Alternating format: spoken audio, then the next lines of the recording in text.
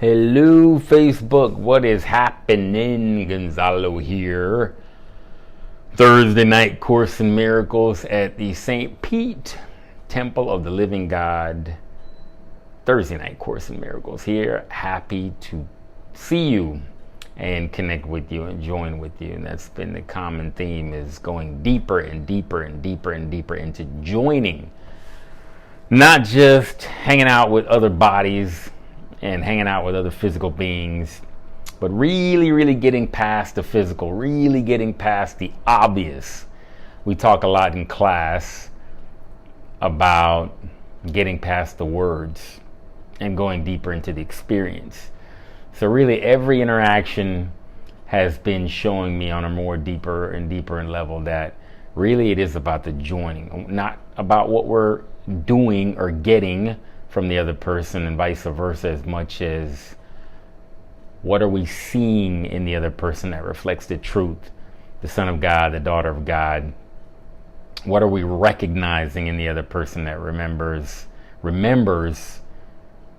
the Son of God and forgets the physical identity, at least momentarily long enough for us to tune into and really join at the level of truth, not at the level of untruth, which is all of our differences that we get so fixated and addicted to hanging on to, all of our special identities that we get so fixated on holding on to, even though they're making us miserable.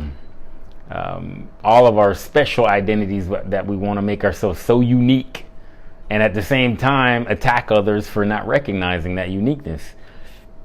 We want our specialness and we want our special group and our special categories for ourselves because of all of our labels and stories that we've told ourselves, and we want other people who are not part of that special group to somehow recognize our specialness. That's the setup here of the insane belief system called the ego's world belief system. So we're here to blow that up with the help of the Course in Miracles, with the help of Jesus' 365 lessons, with the help of that billion-page thing called the Course in Miracles book, and do that with diligence and do that with faith and trust that we will rise above the battleground of this crazy, insane world, which will never be figured out by using the insane logic in the world to figure out this insanity in the world, but by using the mind of God, which we all have access to, by using the mind of God, which we all are, to help us rise above the insanity and not get bogged down by trying to make sense of what can't be made sense of.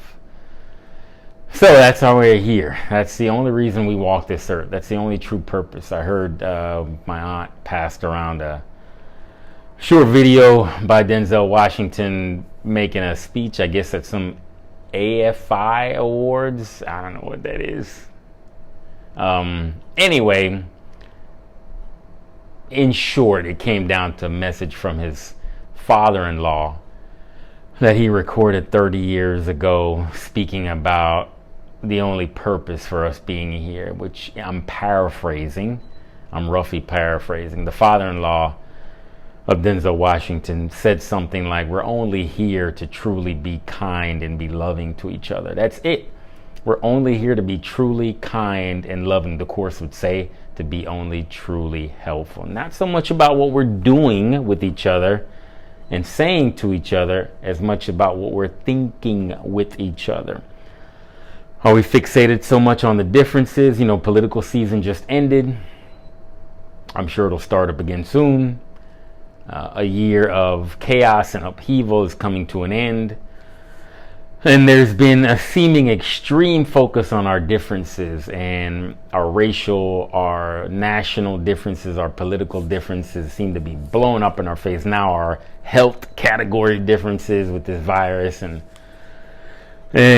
trying to protect each other from our supposed health risks that are blowing up in our faces now, that give us another layer of, I want my special space. You keep your special space over there. And if you don't respect my special space, I'm going to be pissed off and victimize myself because you're violating my specialness. And again, as practicing, listen to what I'm saying, brothers and sisters, as practicing Course in Miracles students, we need to acknowledge where we are. As practicing Course in Miracles student, we cannot stand up here on a pedestal or me on a screen telling you that the world is an illusion according to the Course in Miracles while still fixating on certain things in the world that I want to hold on to as being real, including my special partner, including the special things in the world that I hold so dear that I want to hold on to and make real. I can't sit up here in all seriousness and tell you that the world is an illusion, the truth of the Course in Miracles, and want to insist on holding on to my grievances in the world and holding on to my fun stuff in the world. All the fun stuff, the things that I enjoy in the world, and giving them that much power too, as much as giving the things that I don't enjoy. Maybe political differences. Denzel Washington talked about the generation of, he calls it the mean generation, something like that, about how mean we've become. You know, we have this idea of canceling each other. I don't like what you say, saying I'm going to just bash you, and I can do it in anonymity, because that's what the ego belief system does to maintain our separation. You know, I'm going to criticize you, and I'm going to do it in a way that's convenient for myself. And even within spiritual circles, we do the same thing. So it was another stark reminder. 2020 has been another stark, loud reminder that we're either going to listen to what we're called to do in our one purpose, Denzel Washington's father-in-law, either listen to our natural calling, the voice of God, to lead us back home to that natural purpose for being here. And what is that natural purpose? According to the Course, according to Jesus in the Course, is to be only truly helpful. And what does being only truly helpful mean? Really, according to the Course, means truly seeing each other through the eyes of forgiveness, not the world's forgiveness, which says, you know, you did something, but I'm going to be the bigger, better, more special person than you, and ignore it and put it in my back pocket. But don't cross me again, MF, because I'm going to pull it out again and strike you with it, because I haven't really forgotten it. But forgiveness in the Course in Miracles is seeing with the eyes of spirit, to see what we see in the physical sense, that what other people do to us, what we believe other people do to us, what we do to other people, primarily what we do to ourselves, which is what keeps us in the biggest chains of guilt. Haven't I found that out the last few years? What we do to ourselves, what we believe we do to ourselves as physical ego identities, through the eyes of spirit, did not happen. But that takes practice. That takes a lot of practice. It takes some serious undoing of many decades of conditioning, which has convinced us that we are guilty SOBs. We deserve to suffer. We deserve to be the sinning, guilty, down on ourselves, feeling unworthy, feeling not valued, because that's what we deserve for ourselves. That takes a lot of work to undo. I love this video that I shared on my page earlier today from two brothers and sisters in Mexico, Mos and Nadia, who I'm really appreciative for doing that, because they posted a video a few days ago, and it was lighthearted, but it was so true to the level of denial in the Course in Miracles community. And it's on my page, and I was really appreciative. I gave them some comments like, man, I'm so grateful, because you guys are right on point with the depth required of the Course. It's not about the rituals. It's not about listening to 20 Course in Miracles videos like I used to in a row and magically think that's going to somehow translate into being able to really bring in the mind of God into our being and really be able to see and live with the mind of God. It's not about the rituals. We need to give it a rest sometimes and just practice. I was sitting on the couch last night and just had to remember it's okay to lay the book down. I wasn't really feeling like picking up the book. Reading the text has been wonderful. But last night I just needed a break, and I just sat there. I just sat there and kept asking Holy Spirit, Jesus, lead me, guide me. That's been my prayer for the last couple months, lead me, guide me, lead me, guide me. And I sat there and just kept sitting and kept asking, and I felt very much at peace and was led to start a movie again that I had seen previously, Mary Magdalene, which was a wonderful reminder with definitely a lot of course themes and truth themes in that. Anyway, so gracias Nadia por haber hecho su video y su charla, muy graciosa la charla, y le agradezco mucho los dos por haber hecho ese comentario muy, muy necesitado, porque eso para mí en realidad habla a la esencia de la práctica, que es un curso de milagros. No tanto la rutina, no tanto el fanatismo, como ustedes dicen, y de estar repitiendo cosas del curso que han escuchado o que han leído, sino que la práctica y la aplicación que se manifiesta en varias formas. No tiene que ser así como una persona espiritual. Así que muchas gracias, muy agradecido por su video. So anyway, just gonna close and wrap up with the guiding principles of the group. Remember, you don't have to believe, agree, or accept anything I'm sharing. We're not here to convince, preach, or force anything on you. We're just here to share what Jesus and the Holy Spirit in the Course is sharing. Take it or leave it. We trust it will go exactly where it needs to go. 2, we invite you, if you're led to and if you're comfortable, only if you're led and only if you're comfortable, to know that this is a safe space to reveal any guilty, any shameful burdens you wish to share with complete non-judgment. Anything you've been harboring, it's been weighing you down with guilt. It is an essential step. Thank you, David Hoffmeister. It is such an essential step to freedom from the ego to be able to open up and share that, where you're led to, right? That looks different for different people. But so many of us are carrying heavy, heavy guilt burdens and shame burdens that we've harbored on our backs for so long, and we believe, even as course students, that we have to hide it and put up a front and put up a mask to call ourselves more spiritual. Look, it is absolutely the spiritual thing to do, to unload those burdens of guilt. I am telling you, to be able to open up about things like lies that we've told, habits, addictions, things that we've been holding on to, cover-ups for so long, is the biggest, fastest, super highway to freedom from this world's ego belief system. I am telling you from personal experience, to be able to walk that very narrow road that very few people and very few Course in Miracles students even walk. And I'm not criticizing. I'm simply saying this is just what it is in the world, because we're so addicted to this cover-up of an ego identity, which we believe we have to put up and perform for people, even in the sense of trying to act spiritual. So I am inviting and offering, because I'm led very, very strongly by Spirit in sharing experiences which have been so deeply transformative for me that I didn't even believe one could transform so much through these scary confrontations of darkness and guilt and shame that we accumulate in our closets. I didn't even believe there was that much transformation, really.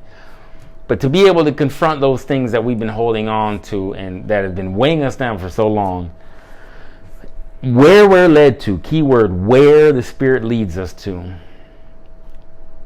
And key word is opening up primarily to the Holy Spirit, opening up primarily to Jesus, and then asking for some physical brothers and sisters to confirm with us as we open up and share, is so mightily, tremendously strong in freeing us from those ego chains. But it is required for us to do that on some level.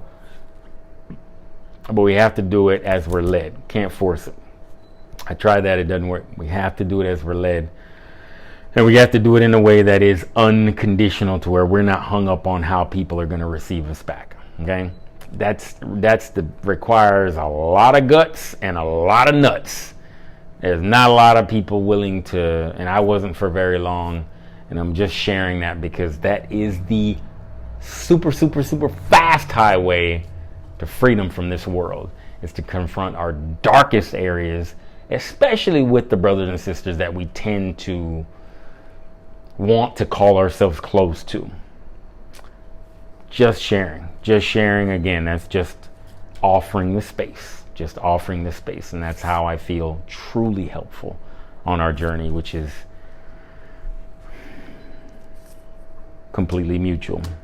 The purpose here is to be non-compromising and applying Holy Spirit and Jesus' guidance to every single problem or worry in our daily lives. All of them, to not exclude any of them. That goes back to, again, the last one. Especially the ones that we've been harboring. We don't want to exclude anything from the light, from the shining bright light, the illuminating, truth injecting light of the Holy Spirit. We don't want to exclude anything, because if we do, we're going to always harbor that heavy weight of this ego identity.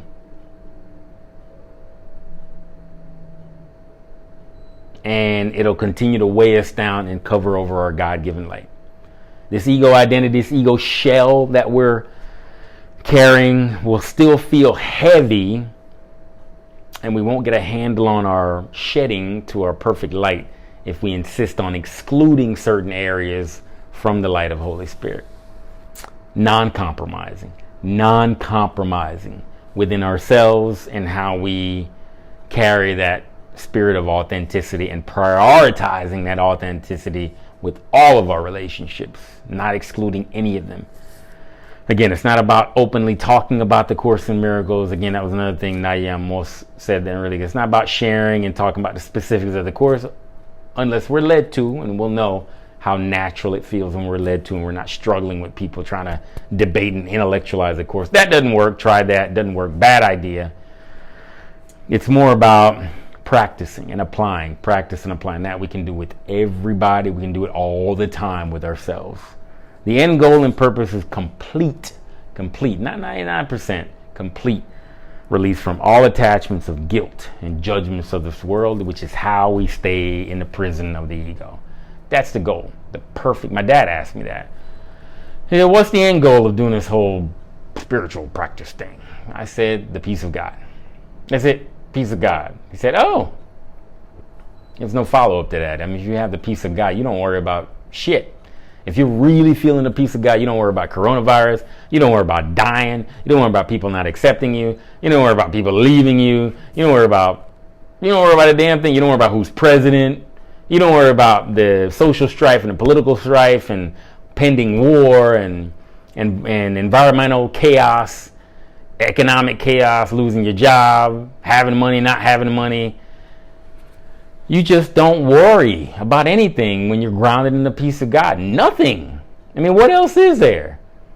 Not like we live in a cave and don't get out of bed in the morning, but when we're grounded in our purpose, when we're crystal clear, non-compromising in our purpose, that all we want is the peace of God, and we will do anything in our minds, anything to clear out the junk that blocks and that covers over that perfect light in us already. If we would do anything from a mind training standpoint to get to the bottom of anything that might cover over our perfection, to get to that one goal, that one purpose for being here. Getting back to Denzel Washington's father-in-law, that perfect light, and uncovering that. What else is there? Then the world, your life, your physical life, what you do, your relationships, your career, then everything else becomes so much more purposeful, because you're taking your purpose with you. If we're just chasing and ambitioning and striving, it just becomes a struggle, which we can all relate to. I mean, would God have put his children here on earth to have bad days and good days? Would God have put his perfect creations here on earth to live an up and down mediocre happiness, where you're happy a little bit of the time and not so happy most of the time and struggling most of it? Would a perfect God have done that and cast us down on his earth for us to just scurry through the world and have very little happiness, conditional happiness that's going to run out very soon? Jesus in the Course, Holy Spirit in the Course says, nope, that's not God. That's not God. That our perfect light of God is consistent and unchanging and unbending and doesn't depend on anything in this world. Zero. All right, a little long tonight. Thank you. Thank you. Thank you. Thank you. Thank you. Deep thanks. Next week, Thursday, is Thanksgiving. Of course, I will not be here. I'll be recovering from a lot of food and drink. So thank you. Thank you. Thank you. Be the light. Feel the light. Be the light. Feel the light. Be the light. Feel the light. Be the light. Feel the light. Lead me. Guide me. Lead me. Guide me. Lead me. Guide me. Lead me. Guide me. Thank you. Thank you. Thank you. Have a lovely evening.